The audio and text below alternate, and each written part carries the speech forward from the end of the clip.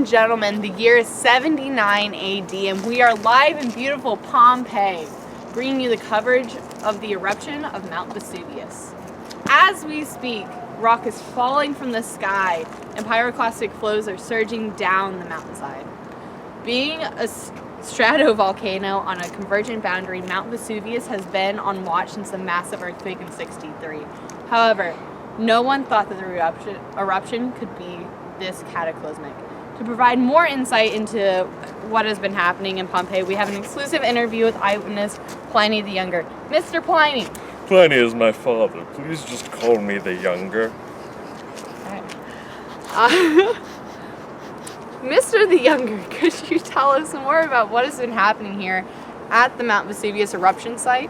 Well, for the past few hours, the volcano has really been going at it. You could hear the shrieks of women, the wailing of infants, and the shouting of men. Some were calling their parents, others their children or their wives, trying to recognize them by their voices.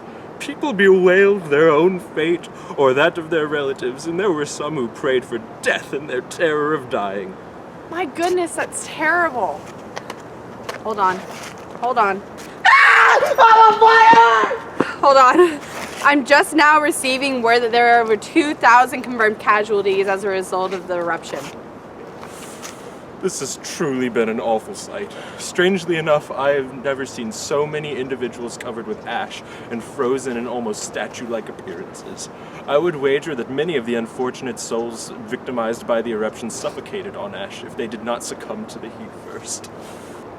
Speaking of the ash, gigantic clouds of rock and smoke have been billowing around the mountain for miles, faster than a chariot at full speed!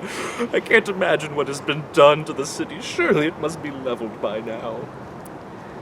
There you have it, folks. To the viewers watching back home, this eruption will have big consequences on the surrounding environment. We expect the atmosphere to become saturated with ash, possibly causing local climate change and lower temperatures. As we've seen, there have been many human casualties, and we expect that there are other life forms in the surrounding area have and will perish. The surrounding landscape and geologic features will forever be changed by the buildup of volcanic material, and local aquatic ecosystems will surely be affected by the deposition of ash in the water. Unfortunately, in this day and age, we simply do not have the tools and technology to anticipate even eruption events of this magnitude. Hopefully, future city planning will include evacuation routes to prevent such loss of life. Back to you, Curtis.